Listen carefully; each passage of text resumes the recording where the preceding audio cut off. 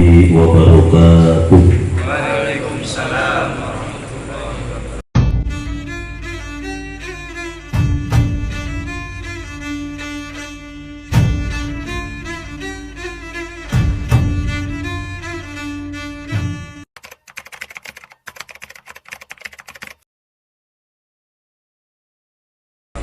Alhamdulillahilladzi khassana bil bayan wa ja'alana minal faizina bidaril jinan. Assalatu wassalamu ala sayyidina Muhammadin sayyidi waladi adnan wa ala alihi wa sahbihi dzawil ilmi wal irfan, amma ba'du. Para bapak, para santri, para sepuh bini sepuh, bil khusus para perawat dan para ikhwan dan akhwat al-hikmah, dan juga bil khusus al-habib Faisal al-Jufri, semoga diberkahkan ilmunya oleh Allah Subhanahu wa ta'ala, amin. Wabil khusus kesepuhan abah, wabil khusus Kang Fahmi, waalaikumsalam warahmatullahi wabarakatuh. Dan juga bil khusus yaitu alhamdulillah selalu hadir Kang Dayat, Bang Kandar yang selalu semangat, dan alhamdulillah beliau selalu di dalam malam Jumat ini memberikan support, yaitu memang mempunyai tanaman terong, alhamdulillah selalu memberikan terong. Setiap saya main pasti dibuntelin, itu Bang Kandar, subhanallah. Alhamdulillah tadi pun dikirimin terong, cabai, bunting dan sebagainya. Terima kasih Bang Kandar, semoga diberkahkan rezekinya oleh Allah Subhanahu wa ta'ala. Dan juga Kang Ujang serta yaitu pada jamaah Bang Aspat semuanya yang memang tidak kami sebutkan satu persatunya. Kang Fahmi alhamdulillah telah hadir, yaitu dari Kutawaluya. Bapak-bapak, ibu-ibu, kaum muslimin wal muslimat rahimakumullah. Tidak ada kata yang paling indah diucapkan malam hari ini terkecuali kita bertasyukur kehadirat Allah Subhanahu wa ta'ala, yang mana dengan karunia-Nya alhamdulillah pada kesempatan ini kita dapat berkumpul, bermuajah, bersilaturahmi di pondok pesantren Al-Hikmah Niyatul Amal. Sebetulnya malam ini itu terakhir MTQ Musabaqah Tilawatil Quran tingkat kabupaten di Tempuran sebetulnya, termasuk saya panitia, dan cuma kan kita ini khusus ya, kalau ditinggalkan kita udah rutinitas setiap malam Jumat Kliwon kita selalu mengadakan. Insya Allah dengan barokahnya istiqomah, al istiqomatu khairum min alfi karomah. Istiqomah itu lebih utama daripada 1000 karomah. Semoga dengan adanya kita mengadakan kumpul ngariung di setiap malam Jumat, bil khusus Jumat Kliwon, Allah Subhanahu wa ta'ala memberikan anugerah kepada kita semuanya, nikmat lahir batin, dan juga diselamatkan oleh Allah Subhanahu wa ta'ala dunia dan akhiratnya, amin ya Allah ya rabbal alamin. Karena apa? Karena dalam grup juga saya pernah mengatakan bahwa banyak ikhwan al-hikmah yang tadinya waktu barunya semangat selalu hadir, kadang-kadang setiap minggu, ada yang tiap bulan, udah kelamaan ya, mungkin karena kurang bersilaturahmi sama guru, kurang ketemu dengan ikhwan-ikhwan, sehingga enggak dimanfaatkan ilmunya, akhirnya enggak semangat, kendor al-hikmahnya. Karena apa? Karena enggak sedikit ketika ikhwan datang ke pesantren ke sini, lalu dia ingin digores tingkat 2. Sedangkan syaratnya bila mana digores tingkat 2 itu harus dilihat dulu bagaimana cara mengencangkan perutnya, bagus atau tidaknya. Itu kebanyakan ketika dites perutnya kendor. Ketika suruh mengencangkan perut, rata-rata kendor. Ada juga yang nggak bisa, lupa. Nah kok begini? Ngecekin perut bukannya ke depan, malah ke belakang, malah ke dalam.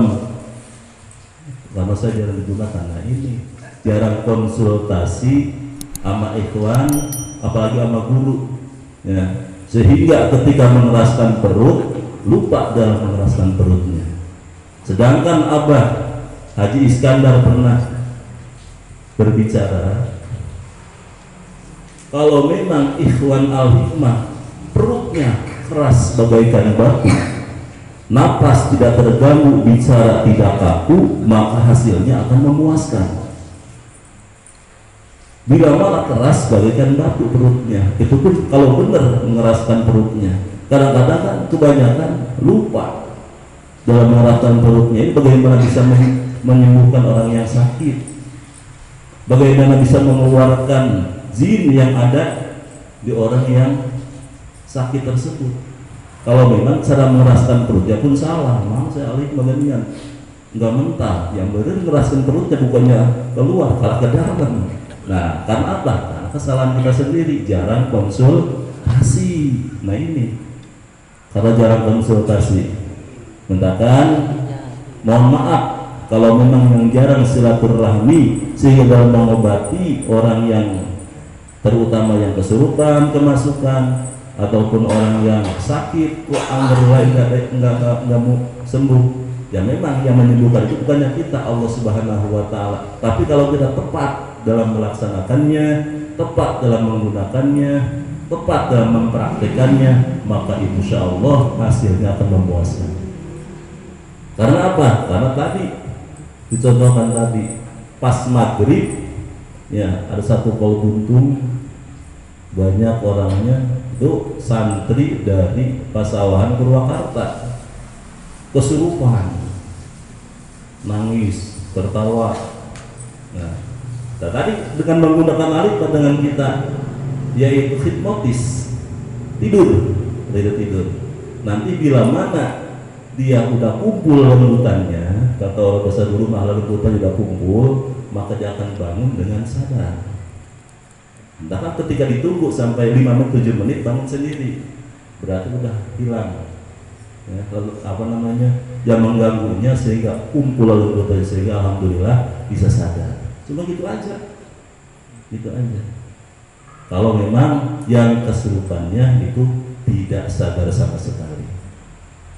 Kok Pak Haji atau Kang Haji, saya mau pernah ngobat orang kesurupan kok dikeprek, kok nggak mau tidur. Kenapa ya? Nah itu ada dua kemungkinan.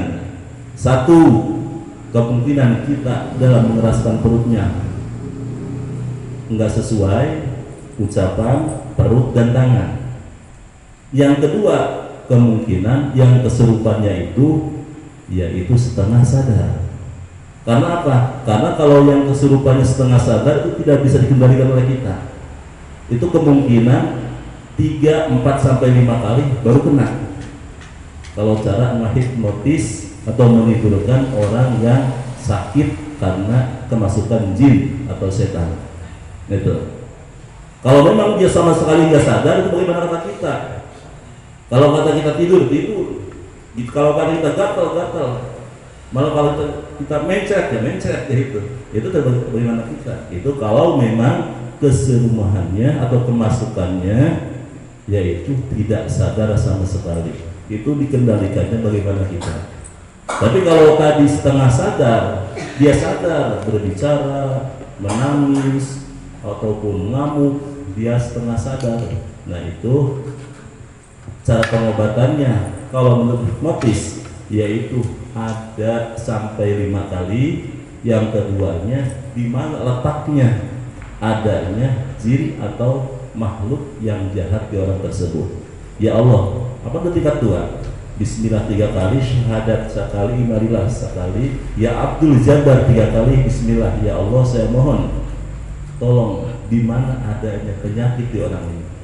Nah, kalau memang mentok di perut, pegang perutnya, akan ngebuah. Mentok di kaki, kita pegang kakinya, akan ngebuah. Akan kemudian di depan nggak ada, ternyata di belakang adanya, kita pegang punduknya, dia akan ngebuah. Bukan ampun-ampunan. Itu tindakan, ayolah perbanyak silaturahmi, giatkan lagi al-hikmah kita. Yang memang, kita udah patah semangat karena ngobatin gak sembuh, jadi hilang kesemangatannya. Karena apa? Karena kemungkinan cara mengeraskan perut, mengucapkan dan tangan tidak sinkron, tidak bareng. Itu diantaranya, yaitu perhatian untuk ikhwan dan akhwat al-hikmah supaya semangat lagi, yaitu dalam mengajinya. Kan Habib juga pernah mengatakan dulu, kalau orang al-hikmah itu harus dibarengi dengan ngaji. Karena apa? Kalau orang nggak ngaji, nantinya bisa sasar, belum bisa menyasarkan nantinya. Karena nggak sedikit kan orang yang namanya paranormal karena nggak pesantren, nggak ngaji dulu, sehingga takrif harus sekian, ngolokin pasiennya, bukannya nulung tapi mentung. Nulungnya emang nggak sembuh, mentungnya lumpuh, harus kita sekian juta. Nah ini, kalau kita mah jangan begitu, nggak boleh. Kita lihat menolong aja. Adapun dia memberi enggaknya terserah dia. Ya, kalau memang Allah memberikan rezeki kepada kita, maka Allah akan memudahkan. Karena apa tadi? Ya, ketika kita menolong di jalan Allah, Allah akan menolong kita. Itu aja kita. Ya, istiqomah. Ya. Jadi istiqomah itu al-istiqomatu khairum min alfi karomah. Istiqomah itu lebih utama daripada 1000 karomah. Lebih bagus daripada 1000 karomah. Selanjutnya yaitu kita mengingat kepada ilmu ya. Di dalam ijazah Quran pernah di sini masyayikh mengijazahkan di antaranya surat Ibrahim ya, dari ayat 1 sampai ayat 10. Itu faedahnya kalau disundahkan bikin wapak karena dagang. Eta untuk wapak buat dagang. Caranya ditulis setelah sholat, nulisnya setelah sholat Jum'ah, imma di masjid ataupun di rumah. Cuma kalau kita niat nulisnya di rumah, ketika balik dari masjid itu enggak boleh ngomong apa-apa. Kalau ada yang nanya wayahnya, kita tunggu lagi pura-pura enggak denger. Karena apa? Karena kalau kita bisa dalam perjalanan bicara, baik nanya orang ataupun ditanya sih kita ngejawab, nyawanya pura-pura enggak denger di situ maka itu batal, harus Jumat yang akan datang lagi. Itu dari ayat 1 sampai ayat 10 surat Ibrahim ditekejak wafat ya. Kalau bisa pakai Ja'faron, kalaupun enggak ada enggak apa-apa, pakai pulpen biasa, yaitu untuk jualan atau untuk dagang. Kita niat supaya laris dalam berdagang. 10 ayat ya, ayat Ibrahim. Selanjutnya di dalam surat Bani Israel atau Al-Isra, yaitu dalam ayat 45 faedahnya lamun ayat jalma ngacaprak. Nah ini biasanya nih, orang ahli cara menggunakannya kusabab gering panas atau jalma edan atau gelo misalnya. Ya bacana ayat 70 kali. Bacanya ayat itu 70 kali.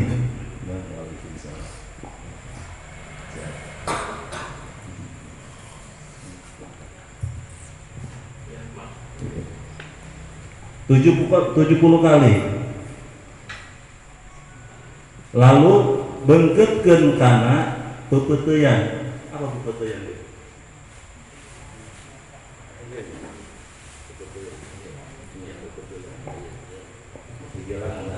Pepeuteyan. Itu bahasa Sunda. Terus beungkeutkeun kana pepeuteyan leungeun anu kenca jalma anu edan teh anu gelo teh. Jadi balik lagi dari ayat yang 45 Bani Israil itu kaidahna lamun aya jalma ngacaprak ku sabab gering panas atawa jalma edan atau gelo baca ieu ayat 7 kali ya, atawa diteupelkeun atawa ditulis make odol. Tulisnya make odol nih. Ditulisnya make odol buat tiga gigi. Nah itu. Sabada ditulis baca heula 70 kali. Nah, itu kalau sebelum ditulisnya 70 kali terus beungkeutkeun kana pepeuteyan eta jalma anu gering teh nu ngacaprak teh bisa udah 3 tahun, udah setahun. Mana ayatnya? Nah ini kita bacakan dulu. Kalau yang baca Al-Quran silahkan. Ayat 45. Nah. Bismillahirrahmanirrahim. Wa idza qara'tal Qur'ana ja'alna bainaka wa bainal ladina la yu'minuna bil akhirati hijaban mastura. Cuma segitu. Wa idza qara'tal Qur'ana ja'alna bainaka wa bainal ladina la yu'minuna bil akhirati hijaban mastura. Nah itu dibacanya yaitu 70 kali kalau memang untuk odol. Ulangi lagi ya supaya paham ya. Nama ya jalma anu ngacaprak ku sabab gering panas atau jalma anu gelo atau edan. Baca ayat 7 kali bisa di air tuh atau ditulis pakai odol. Dengan kalau memang ditulis pakai odol itu harus dibaca dulu 70 kali. Kalau di air mah cukup 7 kali. Terus beungkeutkeun kana pepeuteyan leungeun anu kenca. Beungkeutkeun terus di ini ditarikin di tangannya. Maka insya Allah enggak lama akan sembuh. Dan kalau saya banyaknya di air atau di air juga biasanya cuma sampai 3 kali. Itu banyak. Ya termasuk ya sudah kayak girang dulu yang memang udah di blok ya. Termasuk orang Tambelang Kuning ya, itu yang memang udah rata-rata udah penyakit yang dokter juga udah bingung. Tapi ya alhamdulillah atas izin Allah Subhanahu wa taala, karena semua juga yang menyembuhkan hanyalah Allah Subhanahu wa taala. Itu tadi ayat 45 ya, di dalam surat Bani Israil.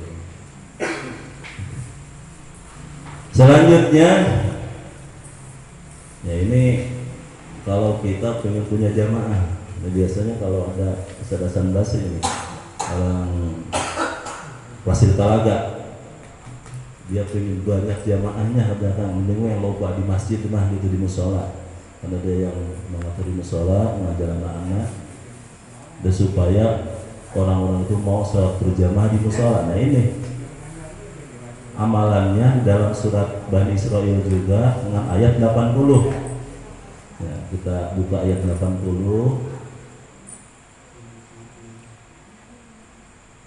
Bismillahirrahmanirrahim. Wa qur rabbi adkhilni mudkhala sidqi wa akhrijni mukhraja sidqi waj'al li min ladunka sultanan nasira. Satu ayat. Cuma satu ayat. Ya. Tadi ayat 80 ya, yang berbunyi wa qur rabbi adkhilni mudkhala sidqi wa akhrijni mukhraja sidqi waj'al li min ladunka sultanan nasira. Apa kegunaannya? Itu faidahna lamun hayang loba batur dina agama. Berarti jamaah merenya supaya loba berjamaah di mushola, loba ayeuna berjamaah di masjid. Nah eta diantawisna ieu dalam surat Bani Israil ayat 80. Nah, tadi di bumina pantas diaoskeun, mudah-mudahan manfaat. Baye sakumaha ijazah di para guru. Mudah-mudahan biasa diamalkeun. Insyaallah bagi ikhwan sareng akhwat al-hikmah yang memang telah saya sampaikan baik berupa di YouTube ataupun secara langsung, insyaallah ini ijazah mutlak. Artinya ijazah mutlak itu siapa yang mengamalkan itu insya Allah ada faedahnya. Karena ada mutlak dan muqayyad. Kalau muqayyad khusus terus berhadapan. Kalau mutlak itu mendengar, tapi kita memang udah menjadi ikhwan dan akhwat al-hikmah ataupun menjadi santri. Nah itu silahkan amalkan. Silahkan amalkan. Semoga ilmu kita dimanfaatkan oleh Allah Subhanahu wa Ta'ala. Amin. Ya Allah ya Rabbal Alamin. Mungkin pengajarnya segitu aja. Semoga ada manfaat bagi kita semuanya, sehingga kita dapat mengamalkan ilmu kita, bil khusus ilmu al-hikmah. Ya kalau bisa kita dikolaborasikan. Ya. Karena apa? Karena ini ayat Al-Qur'annya ini waktu jalan hakku. Terus ayat Al-Qur'annya ini. Nah itu maksudnya apa? Maksudnya ketika kita melaksanakan lebih yakin lagi gitu. Lebih yakin lagi. Karena apa? Karena apa sebabnya kita ngobatin kok perut saya kencang, kok kembung-kembung misalnya nih. Kok anggar ada yang sakit nih. Ya kemungkinan satu mungkin maksiat gitu ya. Kalau kata Abah teh mah mungkin al-hikmah benjol. Al-hikmah benjol itu apa? Punya al-hikmah, ya, sholat jalan, maksiat juga jalan, gitu. STMJ, sholat terus, maksiat jalan. Nah itu kadang-kadang. Dan insya Allah dengan kita kumpul seperti sekarang ini, Allah memberikan anugerah. Karena apa? Karena dianjurkan untuk ikhwan dan akhwat al-hikmah. Karena Abah pernah berpesan dulu, kalau bisa setidaknya punya majelis taklim. Jadi untuk perawat atau pembina itu dianjurkan harus punya majelis taklim atau tempat ngaji. Karena apa? Karena ada hubungannya al-hikmah itu dengan pengajian. Karena kadang-kadang kita ngaji itu awam, hoream. Al-hikmahnya pengen, ngajinya hoream. Itu emang udah kebiasaan manusiawi. Tapi setidaknya lah kita setiap malam Jumat atau Jumat Kliwon kita kumpul ini untuk niatkan silaturahmi, untuk mengaji dan juga untuk